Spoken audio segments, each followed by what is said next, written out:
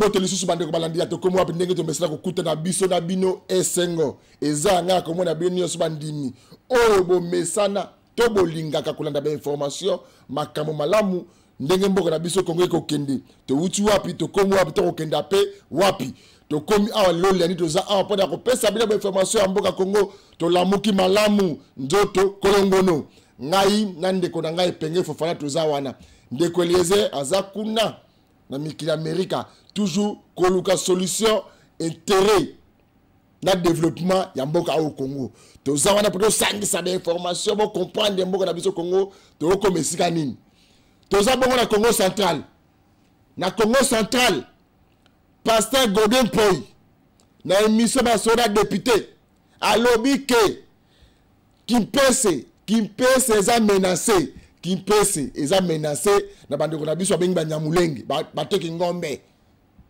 Kimpese eza menacé Madimba eza menacé Manzangunga eza menacé Congo central eza menacé boni silence radio ba député nationaux bilongo zo mo na kuna ba tuwana na Congo bazalaka te ba service ya sécurité na biso ANR DGM o bazala frontière na biso na Manyanga au Katim na Fleuve au Kekwe na Kundi na biso buya la kuna bilongo zo bimakuna eza bilongo ba Congolais te bande koto fongola miso l'air est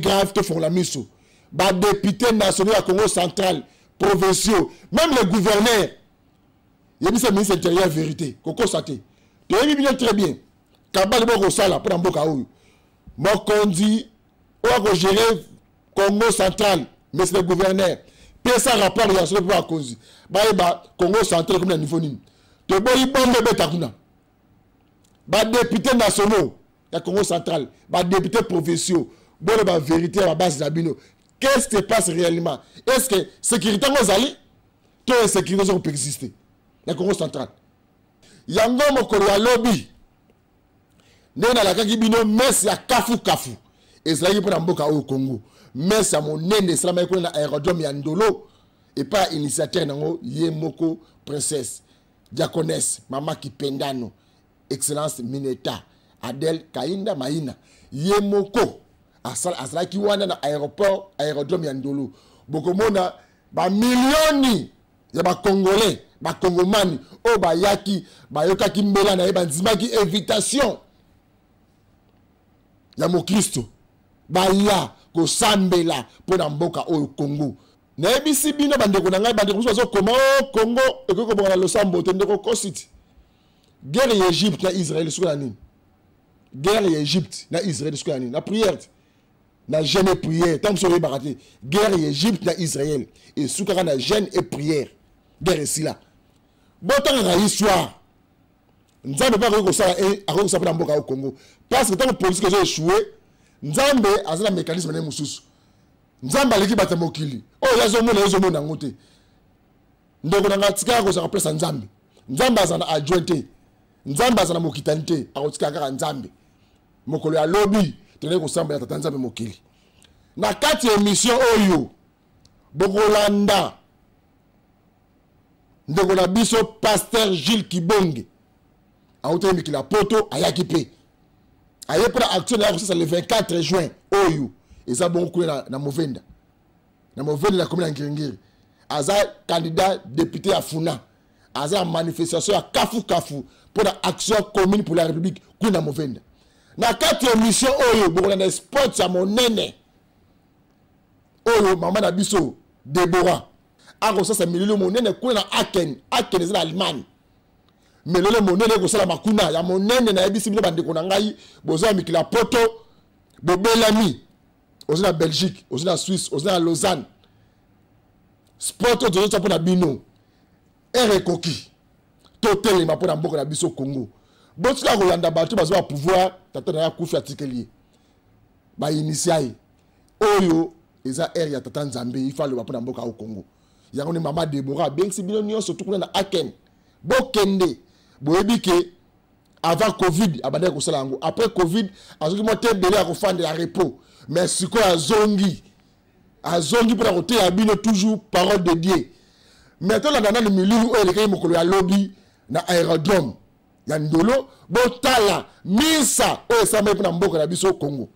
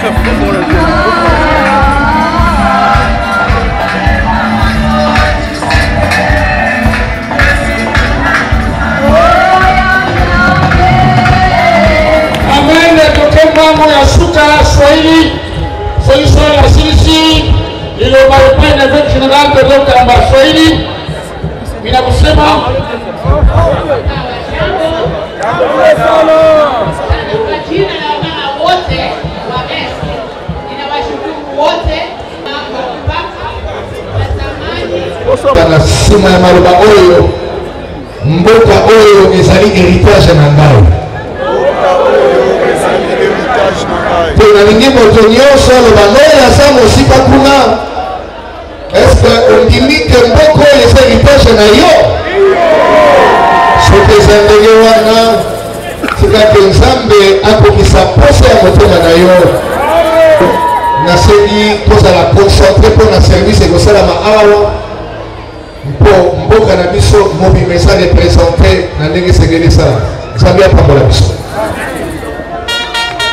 kobanda ndenge évêque général alobi mama akosala cérémonie monene ya mabele yokaka mabele yobaka oyoka mabele mpe sanzaka kobanda kimia ndenge évêque général tolokamba alobi topesi loba epai na intercesseuse diaconesse mama Dipendano princesse Adèle Karine Maïga.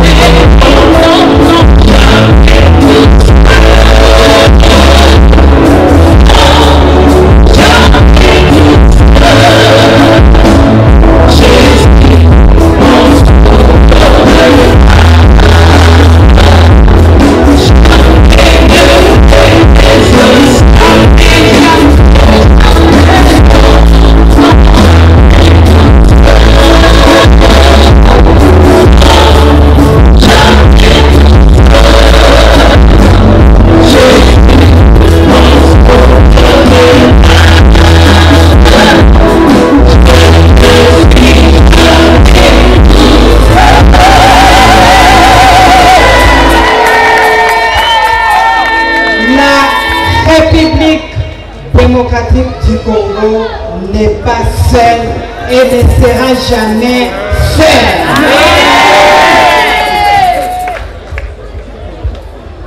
Nakosenga bino ya koloba. La Bible aussi dit, mieux vaut la fin d'une chose que son commencement. Patience na bino parce que Nzamba lobela kibiso de tolingi to bango sikoyo.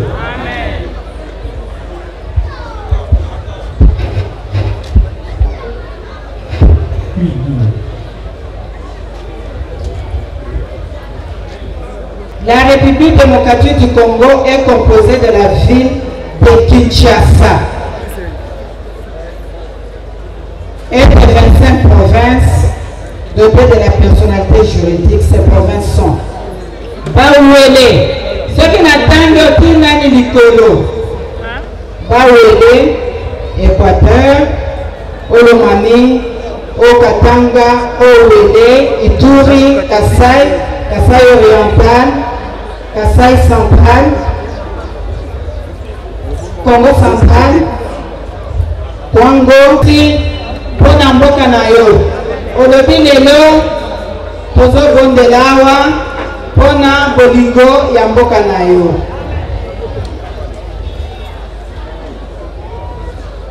Proclamation pour les chefs de l'État comme Josué de la République démocratique du Congo.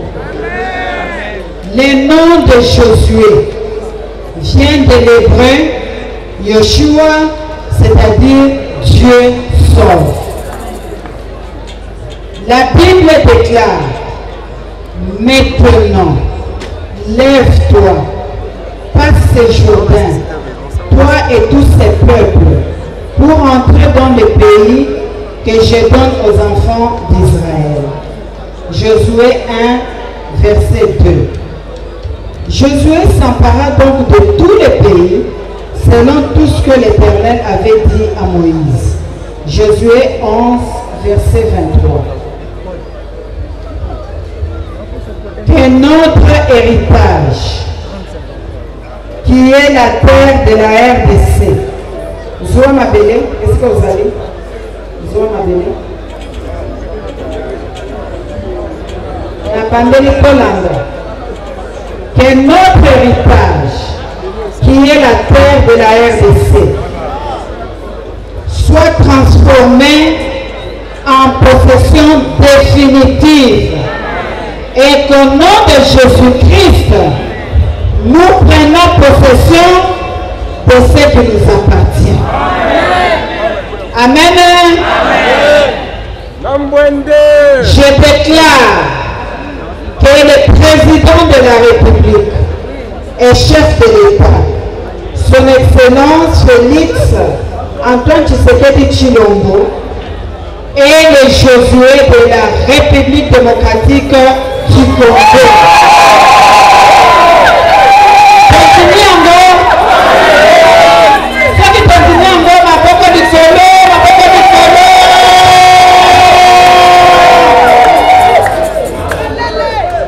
C'est sous sa direction que la République démocratique du Congo sera réellement indépendante et que le peuple goûtera le miel de ses terres.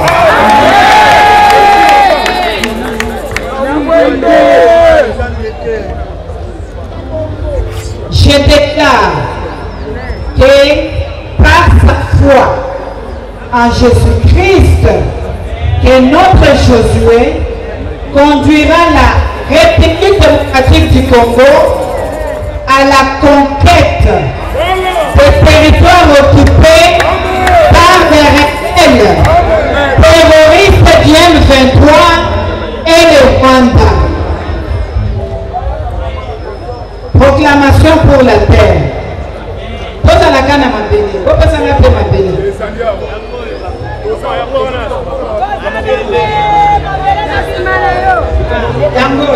J'avais prévu.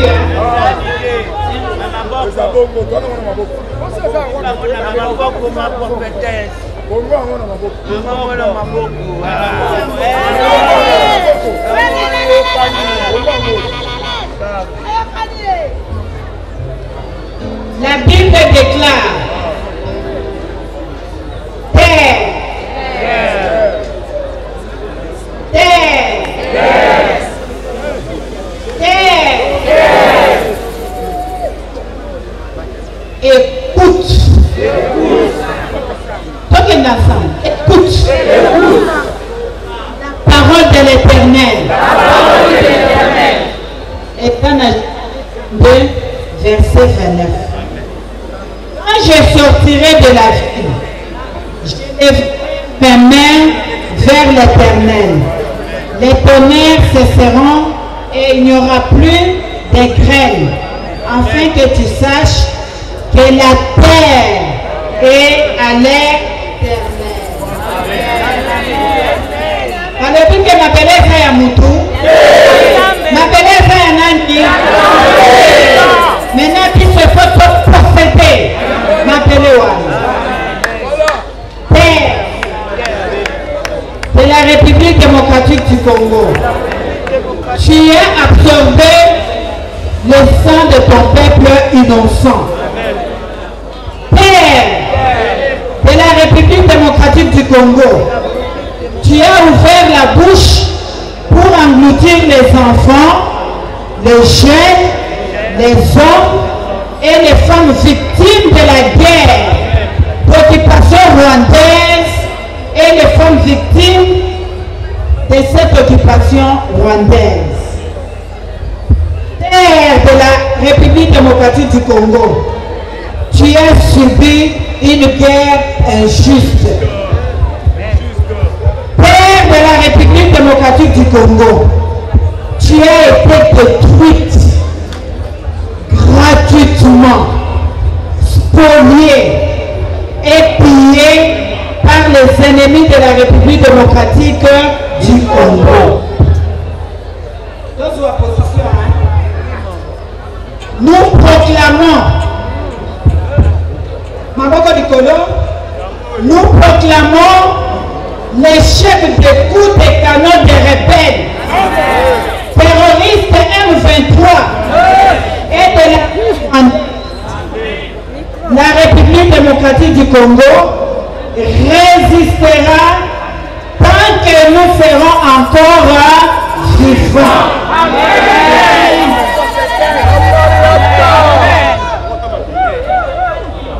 Et yo kani la patience. Merci beaucoup. Nous proclamons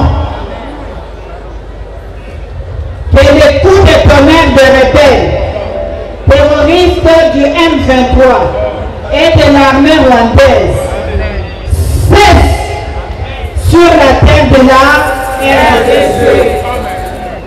Nous déclarons que la terre de la République démocratique du Congo n'ouvrira pas sa bouche pour engloutir les enfants. Micro!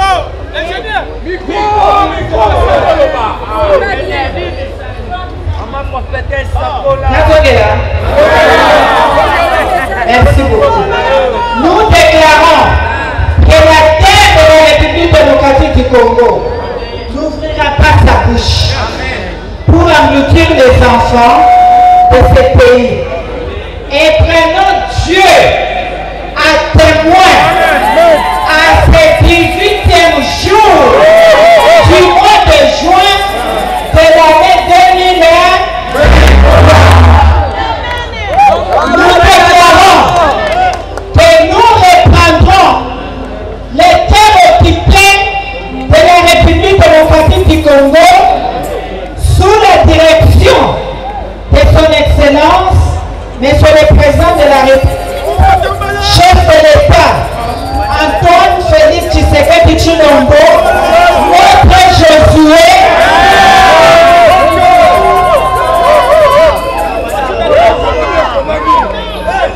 au nom de Jésus-Christ, nous proclamons par le sang de Jésus-Christ que toute alliance démoniaque que quiconque avait signé contre le peuple congolais est nul et sans effet au nom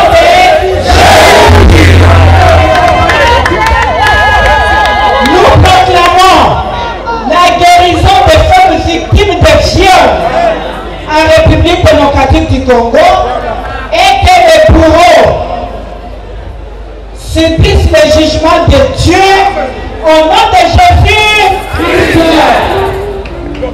nous annulons, au nom de Jésus-Christ de Nazareth, toute incantation et tout sacrifice démoniaque fait sur la terre de la République démocratique du Congo contre les peuples congolais, par qui que ce soit, et que seul le sacrifice de Jésus Christ à Golgotha demeure valable. Nous déclarons la victoire de la RDC au front par nos phares d'essai. Que nos phares d'essai vont récupérer tous les territoires qu'on nous a arrachés injustement par la M23 et le Rwanda. Maintenant, nous allons chanter un cantique. On a pour récupérer ma bébé. Avant ça,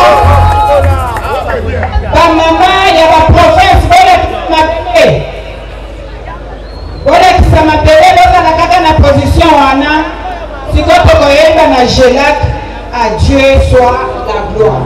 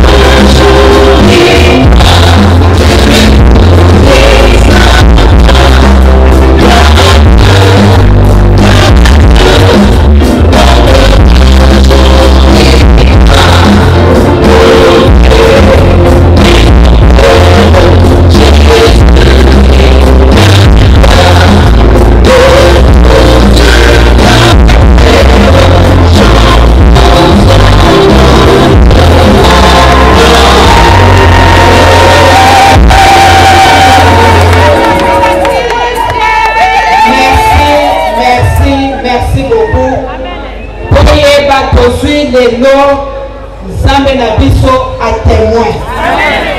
Tolobeli mabele, to sakoli, zala na kondima wana.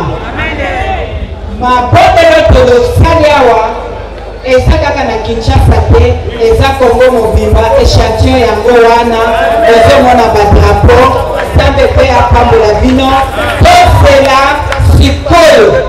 Bonjour, bénédiction. Bénédiction, il y a des spéciales, des exceptionnels. Et ça, il y a Jésus-Christ. Parce que, Balingi va pambola biso, na patriarche na biso, oyo akokisi 93 ans. Voilà la continent, papa son bon de là, il y a pas de longévité. Papa Sali, Aza Kotambola Yemoko, Alati Kitomo, Tozala Mapamboli. ezali te ka moment 300 te réveil na Congo bato omaki réveil na Congo moko na bango ozali baba oyo avandi awa papa bondela mpona bana yo mpona président ya république mpona ser mpona bana yo bondela papa nalingi napondela nasengi ozala te tika Yesu apesa yo apesa yo la sécurité na motima na yo nzambe alobi kati na biso alingi te Congolais azala mowumbu Alinité congolais à la Zanga et Zika. Yango Camino. Oh, non les Jésus. Parce que yé a donné clé. Il y a monde de Mobimba. Monde de Mobimba et Simba Milanzambe. Nous la RDC et Simba Milanzambe. Alors que Christ a donné clé. Il y a pouvoir. Tu as joué qui? Alors tout pouvoir m'a été donné. Biso Bassani et le mot Christ de la Congo, soyons confiance. Et que Nzambe a yoki maboni la mission. Nzambe a l'unité, tout pour faire tout cher. Tirbo le père. Tikama, Tikano, beaucoup de Nzambe et bâti le yo. Et tout pour faire c'est non la volonté. La longévité la longévité physique et la longévité spirituelle. Nzambe apesa yango na nzela mwana de Kristo Yesu. La mwana tika la longévité physique pour kobatela bombongo ya mabele oyo Yesu azali kopesa biso tika ete oyeba ete batela mi soupasmana yango ezali la sainteté ou bien la sanctification. Sans la sanctification, lui, le bien le Seigneur, il a bon Dieu. Tana bana de bayangani. La Bible était si comme ce que Vandi pour la Kuzila.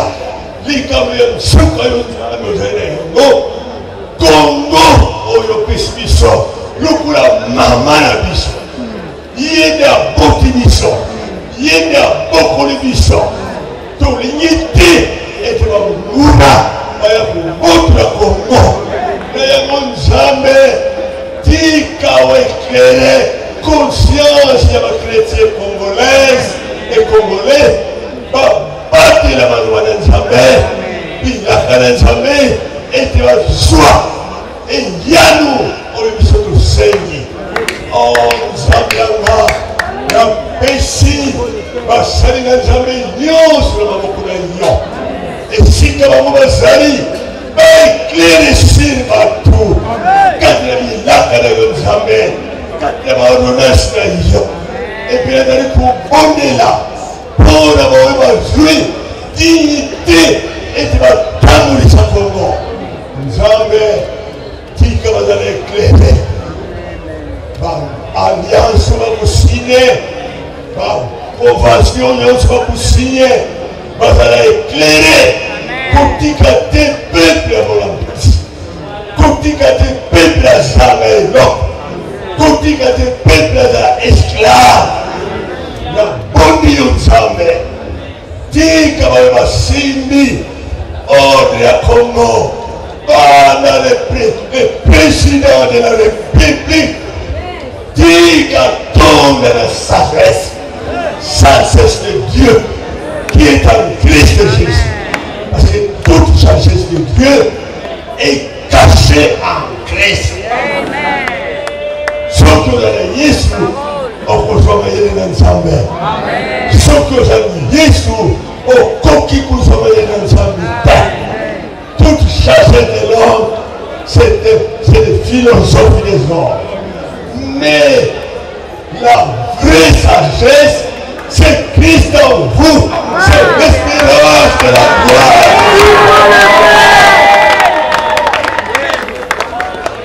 Seigneur, lipamboli kwela mokolo Kongo Congolais.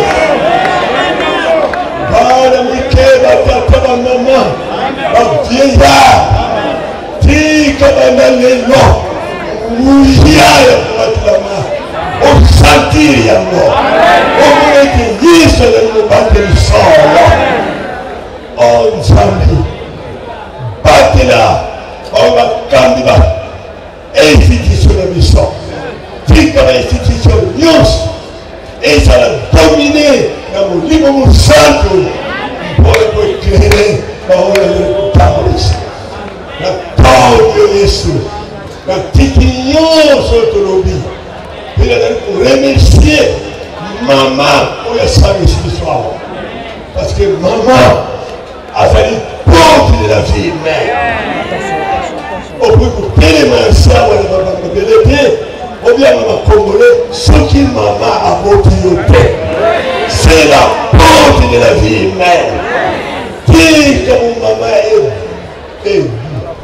ezala lovienga zwena ezwanga na sika pamba te tosangani awa à travers maman qui est née de nouveau, qui est remplie du Saint-Esprit. Et nous tous nous sommes assurés. Toute maman, nous sommes baptisés. Nous, on va parler de le Congo. Parler au Kubuta, biologiquement et surtout spirituellement, attitude, comportement de l'homme. Et qu'on te parle et béni la Congo. Jamais, pas de la maman, on a sangui si Congo nous vit pas.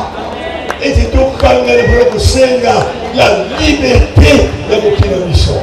Nous nous sommes que la liberté de culte, dans 1960, mais que soit qui a nous, gagner les bons crocs, qu'on est là qui est pour nous faire.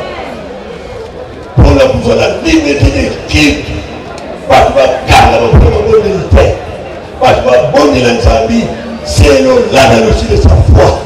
Mais voilà, tika, maman, papa, tika, maman, et tika, chiffre, mon terrible.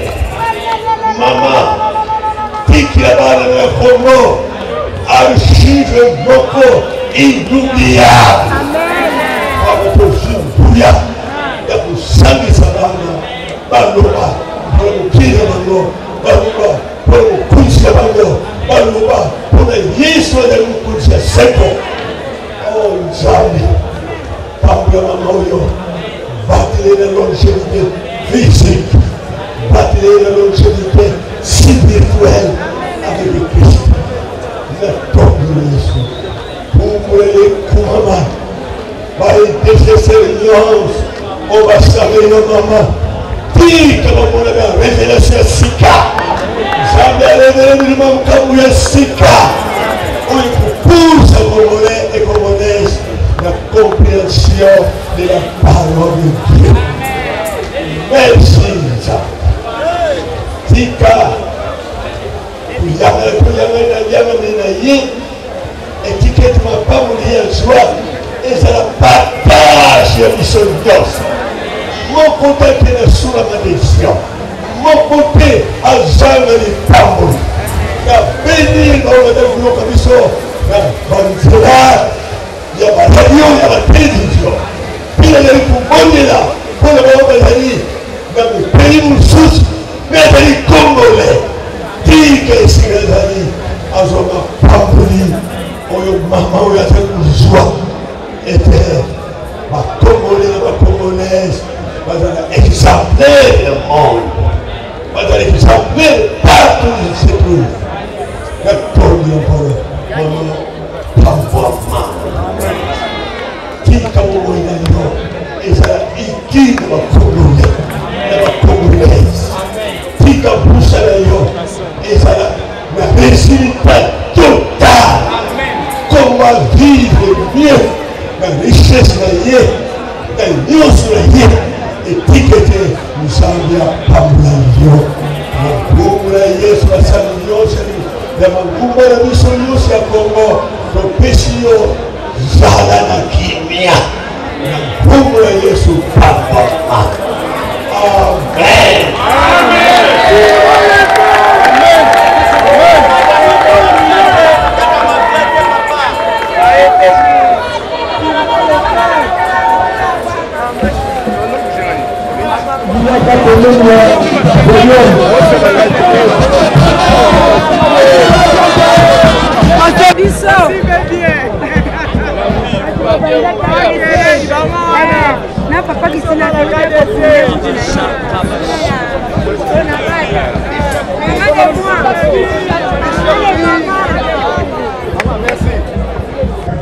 Peuple congolais bomoni ndenge espace ya ndolo etondi toyaki kosambela nzambe basali na nzambe nyonso basali baintervention na bango badédie moko na kati ya maboko ya nkolo.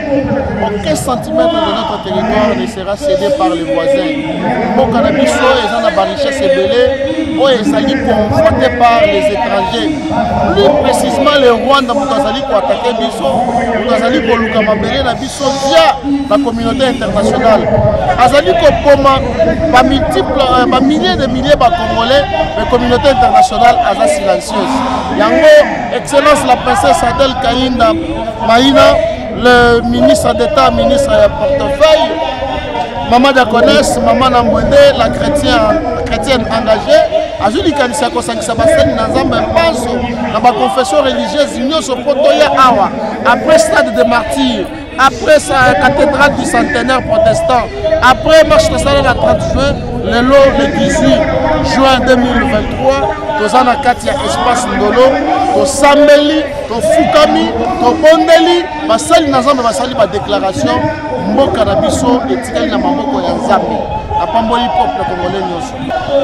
Lokumu ezongi na mfa ya nkolo. RDC elakisi vraiment que nzambe azali na trône na ye. Batu basangani ya bipai na bipai, batu bauti ba province baye kosangana elongo na ba chrétien nyonso awa ya ville ya Kinshasa na espace ya aérodrome ya Ndolo na initiative ya princesse Adèle Kainda son excellence oyo azali intercesseuse nationale, Maman Diakonesse, Maman Kipendano, femme chrétienne engagée oyo azwaki makanisi ya kosangisa basala nzambe ya minene ba chrétien nyonso ya RDC na espace oyo ya Ndolo. Doit comprendre que espace oyo ezalaki te place ya kotia lokolo ezalaki te na mokolo lelo eyenga bato basangani mpona mayanga na lelo mpona kotika RDC na maboko ya nzambe mpe ya nkolo koyebisa eke biso tozali kaka na motu moko tokokima ezali yo na mokolo ya lelo princesse Adèle Kainda azwaki makanisi ya kosangisa bayi chrétien bayi nyonso bayimelaka nkolo tomeka kobondela elongo bolandi tout au long ya semaine ndenge toyebisaki bino bamwa ndenge tobande koprepare activité ya lelo mayangani ya lelo oyo tala lelo ndenge futi basala nzambe basali badéclaration forte basambeli mpo na ekolo bafungoli banzela ezalaki ya kokangama nyonso etikali na maboko ya nkolo. Nkolo nde ayebi réaction nini akoki koma akoki koréagir, nkolo nde ayebi degré ya bitumba ye ndese eza nango na kondimela oyo peuple congolais atie elike epa na ye komindimisa oyo baza nango epa na ye na bandiki eloko kochange na mboka oyo basengi na nzambe basali batalisi ye meme baréférence ndenge akota bitumba ya bapays mosusu ndenge mpe azokota bitumba ya RDC. Le 18 juin 2023 à l'aérodrome de Ndolo, réunis pour cette circonstance de la prière d'acte de foi sur l'intégrité territoriale de notre nation. Cette prière a été initiée par son excellence princesse Adèle Kainda Maïna, ministre d'État, ministre du portefeuille. Nous sommes très heureux de voir que les chrétiens engagés se sont mobilisés pour répondre à cet appel, pour combattre ardemment pour ce pays qui est le patrimoine commun que nous avons reçu de notre Dieu. Et nous disons non à la balkanisation, nous disons non à l'empiètement d'un seul même sentiment, d'un seul centimètre de notre territoire. Ce pays est le nôtre. Nous avons besoin de la paix. Nous avons besoin de l'épanouissement.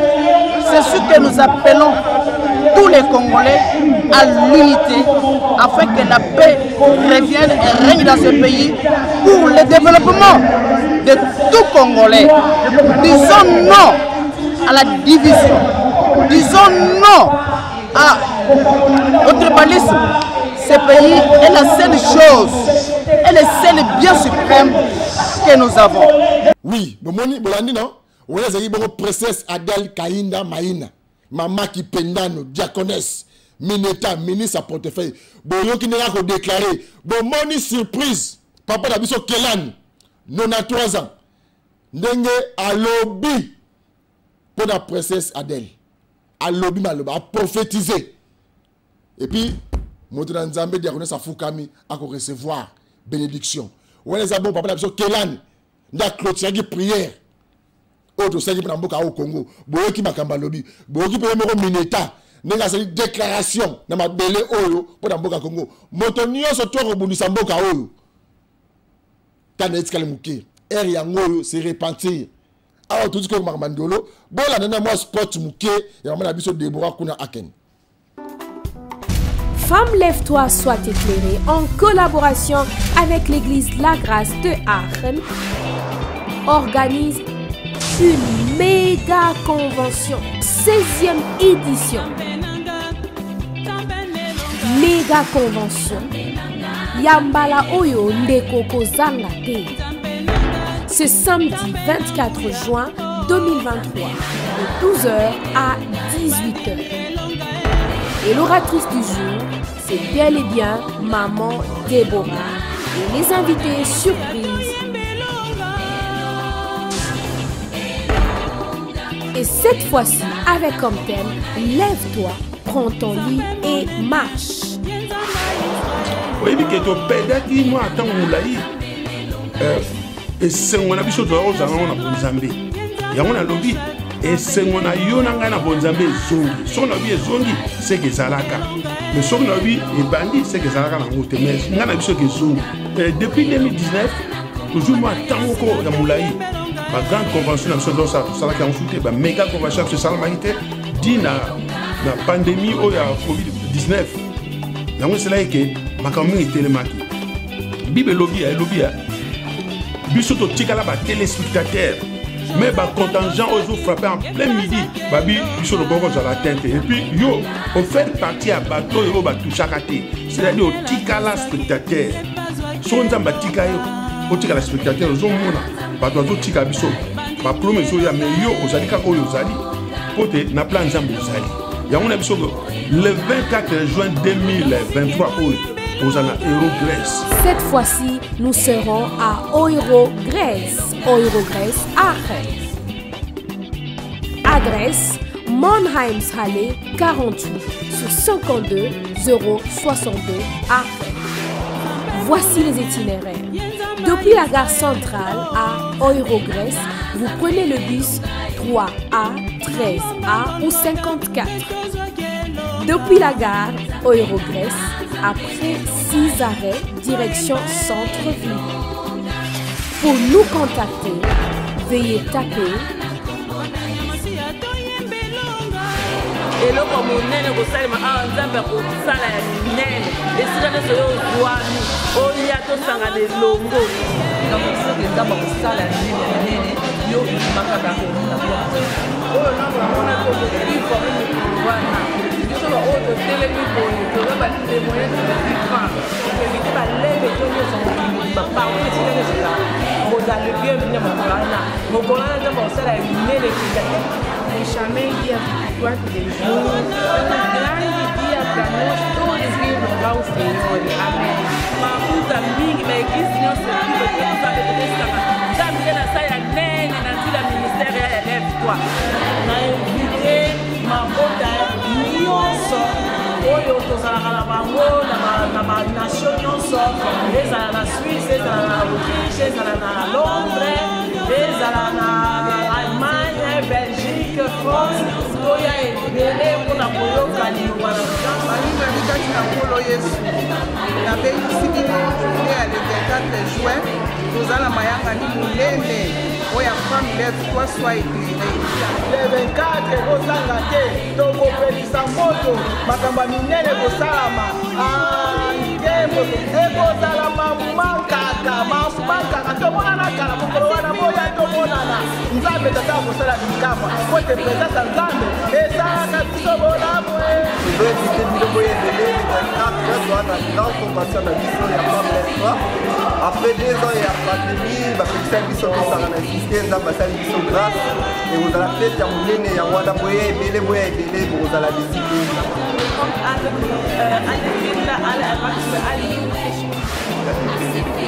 Je vais vraiment se manifester le 24 juin, donc ne manquez pas. C'est votre rendez-vous, on vous attend. Ah, on a une regresse. On a aujourd'hui le 24 juin. Alléluia. La gloire de Dieu descendra. Alléluia. Et personne sera guéri, sera béni.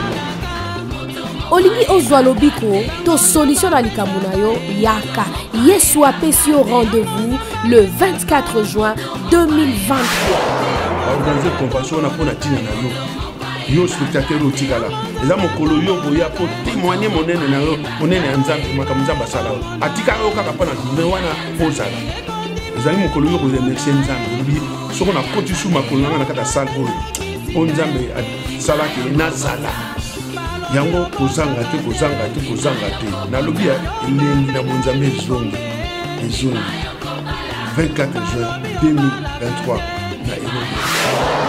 Vraiment kozanga te et surtout l'invité invite. Que Dieu vous bénisse. Oui, bandeko, bon moni non? Ouais, tu bo casser à tout comme télévision. Bandeko bobelemi. Ere koki. Boya to sambela. Bon dans boka na biso Congo. Il y a un moni méga convention. Oyo, maman na biso Deborah, oratrice monene boyebi nenga teyaka, nenga prêchaka. O a bengisi bino nyonso tout. Après Covid, première minute à kafu ko sama kuna akenda mboka Allemagne. Ba contact yango wana. Kozanga te. Ndeko kozanga te. Kozanga te obelemi na lombango. To kesi tozongi siko na kisasa. Le 24 wana kaka. Action commune pour la République. Na pasteur Gilles Kibonge na Ngiringiri na Movenda. Nini ekoleka. Borolanda biso na ko zoye intervenir na aéroport international na Gilles tanga ko kitena pepo. Na binga muta liboso na sola na ye. Na luka ko tuna ye okendaki. Nini me bi chaque fois yo kenda ko yakana biloko asika. Nini oyo na ngona le 24 oyo. Bana Congo bora tete eza milulu ya kafu e kosala makuna na Movenda pasteur Gilles Kibonge sango bone memele biso unaye awa na aéroport ko yamba bongo l'un des notables candidat ya Funa ezali Ngiringiri Makala Bumbu Selembao pasteur Gilles Kibonge awa na aéroport Angile to tunaye okendaki mikila poto nini oyeli biso ya sika mbote pasteur Mbote ndeko journaliste Didier. Bonne santé. Santé za malamu, nzamba sabiso ngolu, santé très bien parce que toujours qu'on nous préparer na makambo minene on nzamba zo benga biso. Mobembo leki ndenge tala caméra na biso. En tout cas mobembo leki bien, to décoller qui na 11h, to atterrir na 17h40 avec un léger retard de quelques 20 minutes mais tout va bien.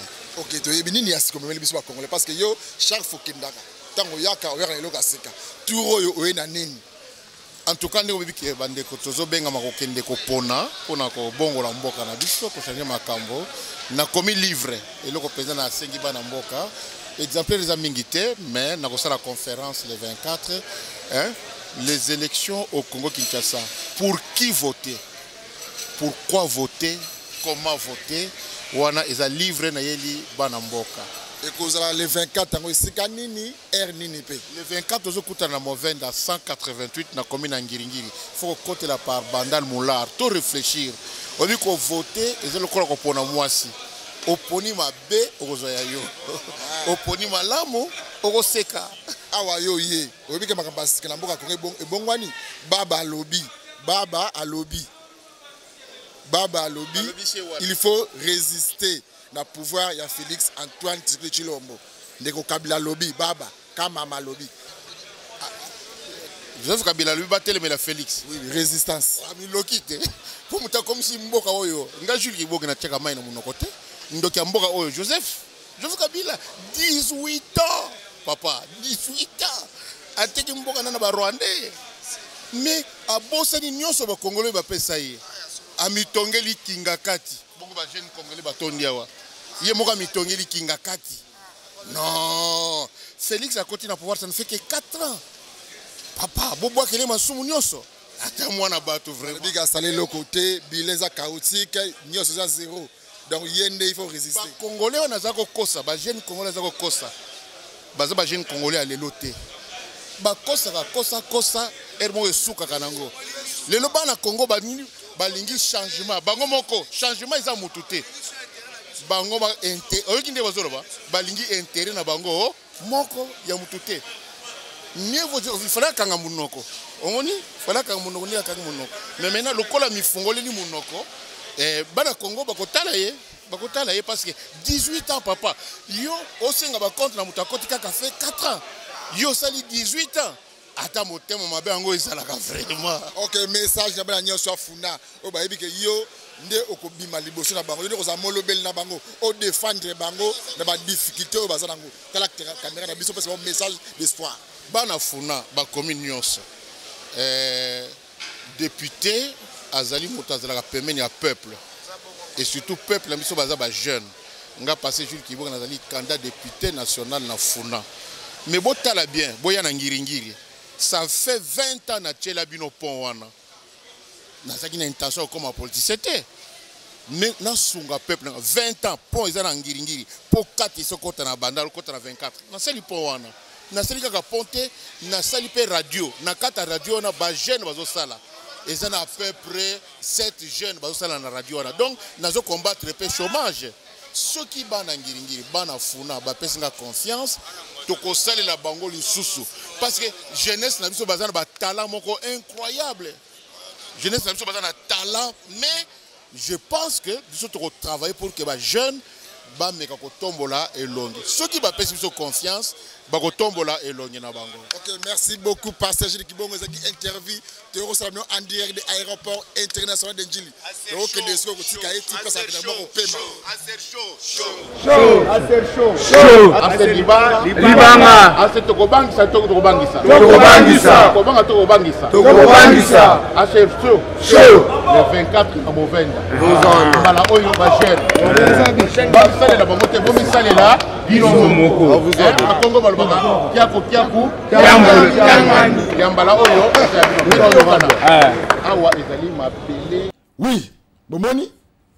Waza bongo action commune pour la République de Makambo. Aser de Makambo. Oboya, Ondima, Yangonde, et un parti politique, ils ont promouvoir ba jeune, ils ont promouvoir ba Congolais, ba Sina Mibali.